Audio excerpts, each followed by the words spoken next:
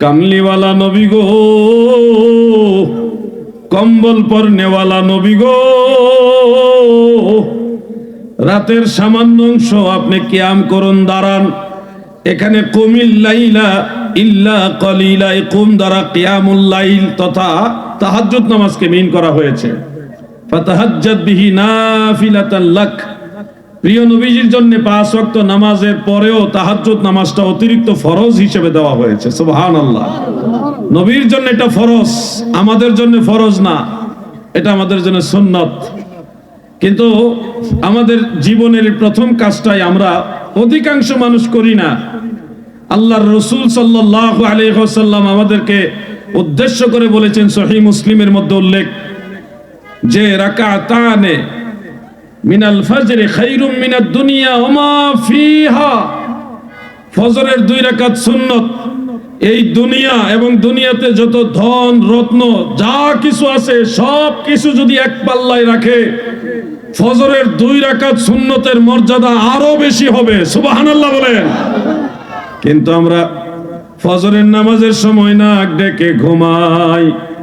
মসজিদের মুয়াজ্জিন কি সুন্দর আজান দেওয়ার আগে আমাদেরকে ডেকে ডেকে বলে, ও মন ঘুমায় না রে, নাম জপ মাওলার,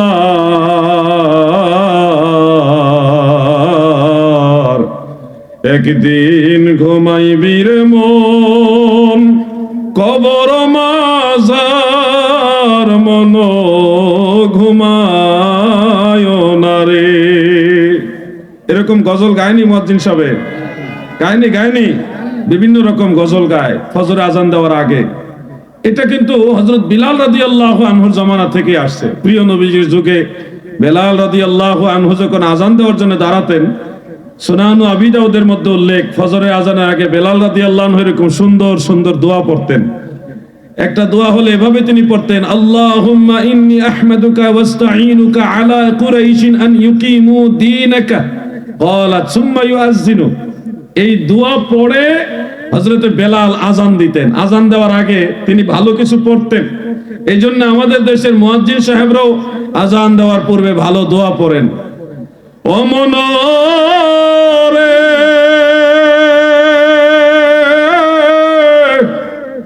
দিন দুনিয়ার বাদশা ছিল নবীজি আমার,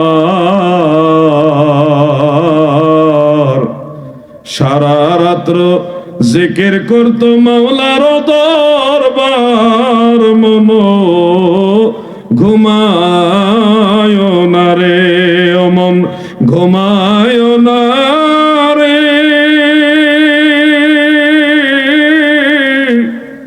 নাম জপ মাওলার,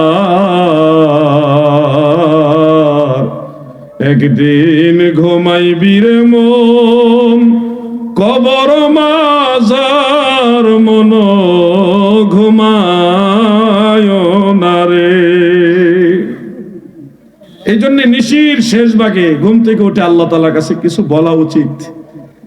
দুনিয়ার পেরেশানি, কত যায় ঝামেলা আমাদের আছে, কত রোগ বেমার, অসুখ বিসুখ, কত সমস্যা। এই সমস্যাগুলি আমাদের শেষ রাতে আল্লাহ তাআলার কাছে শেয়ার করা উচিত, বলা উচিত।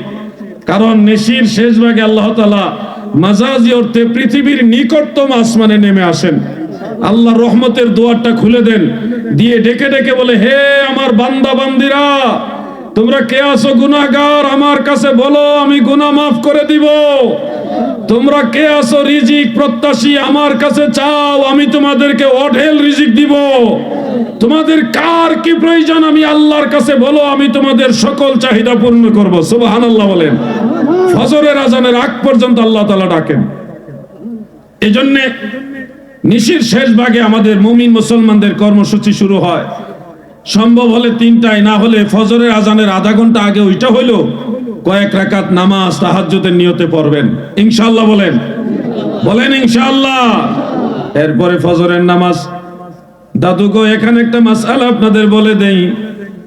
ফজরের নামাজ যেহেতু এটা মানুষের ঘুমের সময়ের নামাজ, অধিকাংশ মুসল্লি ফজরের নামাজের জামাত ঠিক মতো পড়তে পারে না।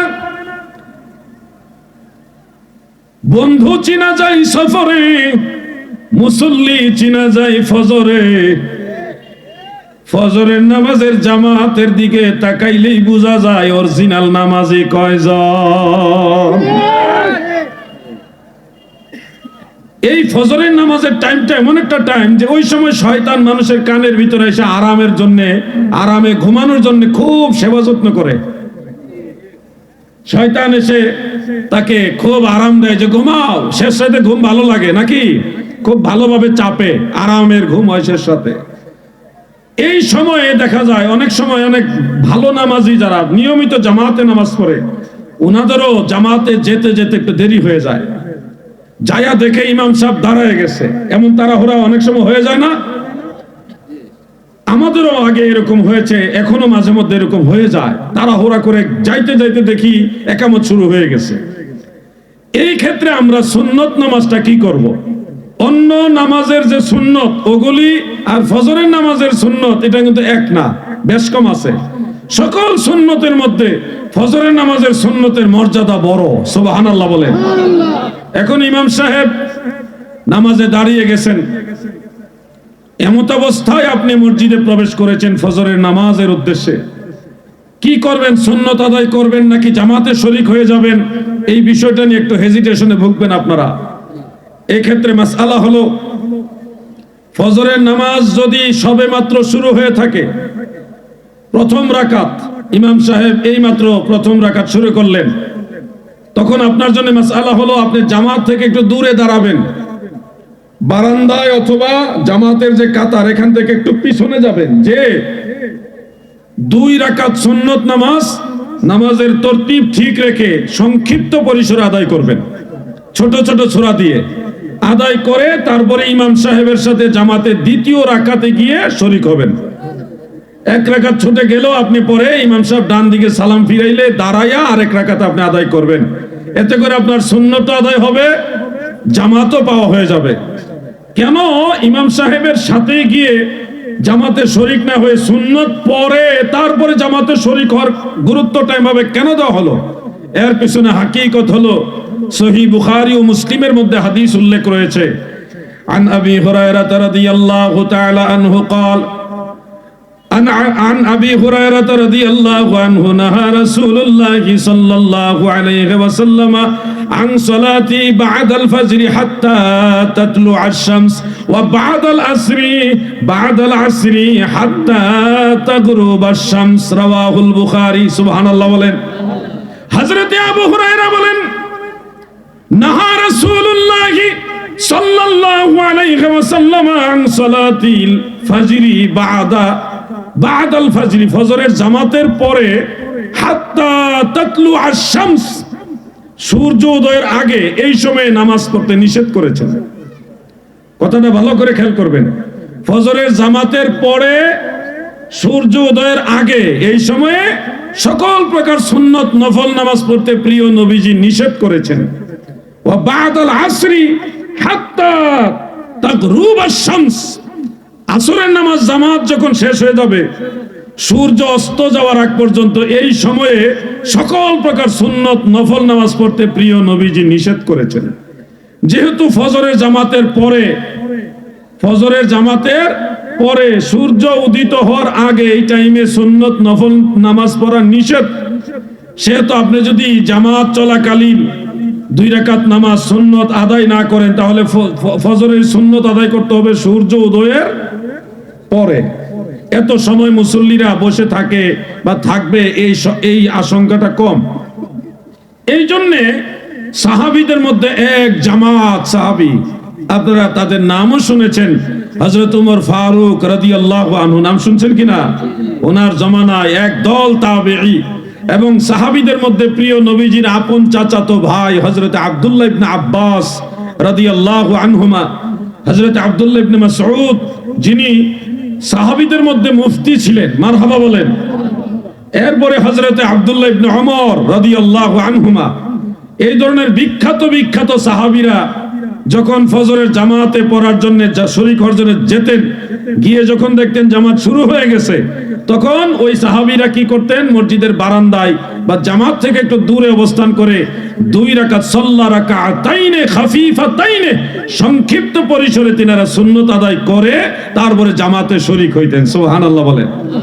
প্রিয় ভাই আমার, বন্ধুরা আমার, কিন্তু আমরা দেখি অনেক লামাযহাবী আছে, তারা এই মাসালাটার বিরোধিতা করে, তারা বলে আমরা হানাফিরা যেই নিয়মে জামাত চলাকালীন সময়ে যে সুন্নত পড়ি, এটাকে তারা বলতেছে এটা বিদআত। আমি সেই ভাইদেরকে বলবো, আপনি যে বিদআত বলবেন, এই ফতোয়া তো আল্লাহ রসুলের সাহাবীদের উপরে গিয়ে পড়ে যায়। কারণ জামাত চলাকালীন সময়ে সংক্ষিপ্ত পরিসরে সাহাবারা সুন্নত পড়েছেন, আমরা সাহাবীদের পথে আছি। আপনারা বলেন সাহাবায়ে কেরাম কি বিদআতি? সাহাবায়ে কেরাম কি ভুল পথে ছিলেন? কোনোদিনও না। এই জন্য সাহাবীরা যা করেছেন নবীর কাছ থেকে শিখেই করেছেন। আল্লাহ রসুল যেইভাবে বলেছেন সাহাবায়ে কেরাম ওইভাবে আমল করেছেন। হ্যাঁ, আপনারা যদি মনে করেন না আমি 2 রাকাত ইমাম সাহেবের সাথে জামাতে পড়বো, তাহলে 2 রাকাত ইমাম সাহেবের সাথে জামাত আদায় করে নিবেন। যখন ইমাম সাহেব সালাম ফিরাবেন, ওনার সাথে বসে তাসবিহ তাহলিল দোয়া ইস্তেগফার এগুলি করে বসে থাকবেন। সূর্য উদয়ের পরে আপনারা সুন্নত পড়বেন, ফজরের সুন্নতটা এটা পরে নিবেন। ওই ইখতিয়ারও আছে আপনার। কিন্তু আপনি এটা বলতে পারবেন না যে জামাতের প্রথম সময় হানাফি মুসল্লিরা তারা যে 2 রাকাত সুন্নত আদায় করে এটা ভুল অথবা বিদআত, এটা বলা যাবে না। আল্লাহ যেন এই ভাইদের বুঝার তৌফিক দেন, বলেন আমিন। আমার ভাইয়েরা গো, ফজরের নামাজের এই গুরুত্বপূর্ণ মাসআলাটা যুবক ভাইদের একটু মনে রাখা উচিত। কারণ এই জামানাটা ফিতনার জামানা, চতুর্দিকে ফিতনা আর ফিতনা। দেখবেন নতুন নতুন শায়েখ বের হয়ে আপনাদেরকে বিভিন্ন ধরনের মাসআলা মাসাইলে কনফিউশনে ফেলে দিবে। এজন্য আমার মুর্শিদ কেবলা বলতেন, ভবে হাটেতে হাটক কিনতে এসে চিনতে, নারী লিপিত লোকে মিকেল, বাহিরের রূপে ধাঁধা লাগিল রে তুই, মজিলিমা কালো দেখে ভেলো, রক্ষা কর মোরে শত্রু হস্ত হতে, পদ খঞ্জ করো পাপ পথে যেতে, শক্তি দিও যেতে মক্কা মদিনাতে, নিজ গুণে ক্ষমদাসে এলাহি, আল্লাহুম্মা মহব্বতে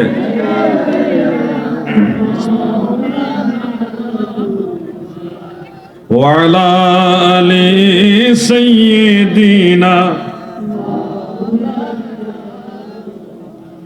প্রিয় ভাই আমার, বন্ধুরা আমার, এই ফজরের নামাজ হলো আমাদের জীবনের সবচেয়ে গুরুত্বপূর্ণ নামাজ। এই নামাজ পড়ে আপনি যখন কাজ করবেন, দেখবেন প্রতিটা কাজ আপনার দিনের বেলায় সহজ হয়ে যাবে। ট্রাই করে দেখেন না কিছুদিন। ইমাম মুনজিরি রহমাতুল্লাহ আলাইহি আত-তারগীব ওয়া তারহিবের মধ্যে বেশ কয়েকটা হাদিস এক জায়গায় জমা করেছেন। আল্লাহ তাআলা বলেছেন হাদিসে কুদসি যে আমার বান্দারা যখন নামাজ যথাসময়ে আদায় করে, তখন সকল দায় দায়িত্ব আমি আল্লাহর উপরে চলে আসে, তার সকল কাজ আমি সহজ করে দেই। সুবহানাল্লাহ বলেন। আর যখন যথাসময়ে আপনি নামাজ আদায় না করবেন, দেখবেন পেরেশানি শেষ হয় না, আপনার ঝামেলাই শেষ হবে না। মনে হইতেছে জোহরে আজান দিছে, এই জামাতে যাব নামাজ পড়বো, 1টা বেজে গেছে এই যাইতেছি কাজটা শেষ করে লই, 2টা বেজে গেছে এই কাজটা শেষ করে লই, 2:30 3টা বেজে যাবে, আপনার কাজ আর শেষ হবে না। যত সময় নামাজও পড়েন না, কাজও শেষ হবে না। টাইম মতো নামাজ পড়ে নেন, যে কোনো কঠিন কাজ আল্লাহ আপনাকে সহজ করে দিবে। সুবহানাল্লাহ বলেন। বিশ্বাস আসেনি আল্লাহর উপরে? সবাই বলেন আছে কিনা ভাই?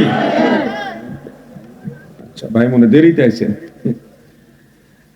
বন্ধুরা আমার, দাদু ভাইরা আমার, এই বিষয়গুলো আমাদের প্রত্যেকের খেয়াল রাখা উচিত। আমাদের বক্তাদের জন্য সুবিধা, আমাদের রাত্রে বেলা ঘুম হয় না, এই মাহফিল শেষ করে হয় না, চেষ্টা করলে হবে না। মাহফিল 12টা 12:30 1টায় শেষ করে রওনা দেই, এক এলাকা থেকে আরেক এলাকা যাইতে যাইতে ফজরের টাইম হয়। সুন্দর মতো আমরা জামাতের সাথে নামাজ আদায় করে বিশ্রাম নিতে পারি। এটা আমাদের জন্য একটা সুযোগ, এবং শেষ রাতের আমলটাও আল্লাহর দরবারে হাজিরাটা হয়ে যায়। কারণ রাতে তো এমন ঘুম হয় না, অন্য ঘুম হয় না, এই জন্য হাজিরাটা হয়ে যায়। আলহামদুলিল্লাহ। আপনাদেরকে বলবো দাদু, চেষ্টা করলে হবে। দেখেন কবরস্থানের দিকে তাকিয়ে দেখেন, এই যে কবরবাসীর স্মরণিত মাহফিল, এটা তাদের দিকে তাকিয়ে দেখেন কত মানুষ কবরে শুয়ে গেছে। একবার যারা কবরে চলে গেছে দ্বিতীয়বার আর ফিরে আসতে পারে নাই। আমরাও যেদিন মরে যাব আর ফিরে আসতে পারবো না। পারবেন আপনারা? যতদিন বেঁচে আছেন ততদিনই আপনি চাইলে নামাজ সহ বিভিন্ন নেক আমল করতে পারবেন। যেদিন আপনি মরে যাবেন আপনার আমল নামা বন্ধ হয়ে যাবে। ইজা মাতাল ইনসান ইনকিতাআল আমালু আনহু, মানুষ যখন মারা যায় তার সকল আমলের দরজা বন্ধ হয়ে যায়। আমলের দরজা বন্ধ হয়ে যায় এটার অর্থ এই না যে অন্য কেউ দোয়া করলে সে উপকৃত হবে না, বরং সে নিজের থেকে আর কোনো আমল করতে পারবে না। নামাজ পড়তে পারবে না, জিকিরও করতে পারবে না, তাসবিহ তাহলিল কোনো আমল করতে পারবে না। কিন্তু বাইরের কোনো মুমিন মুসলমান যদি তার জন্য দোয়া করে, ইস্তেগফার করে, তার পক্ষে আল্লাহর কাছে ক্ষমা চায়, ইসালে সওয়াব করে, তাহলে সেটার দ্বারা অবশ্যই সে উপকৃত হবে। যেমন আল্লাহ নিজেই দোয়া শিখাইছেন। সেই দোয়াটা হলো রব্বির হামহুমা কামা রব্বায়ানি সগীরা। বলেন না, রব্বির হামহুমা কামা রব্বায়ানি। মা বাবার জন্য দোয়া করবেন। সন্তান যদি মা বাবার জন্য এইভাবে দোয়া করে, ওই দুয়ার বরকতে কবরের আযাব আল্লাহ মাফ করে কবর জান্নাতের বাগান বানায় দেয়। অন্যান্য মুসলমানদের জন্য দোয়া করার দোয়া আল্লাহ নিজে শিক্ষা দিয়েছেন, যেমন রব্বানা গফির লানা ওয়া লিইখওয়ানিনাল্লাযীনা সাবাকুনা বিল ঈমান।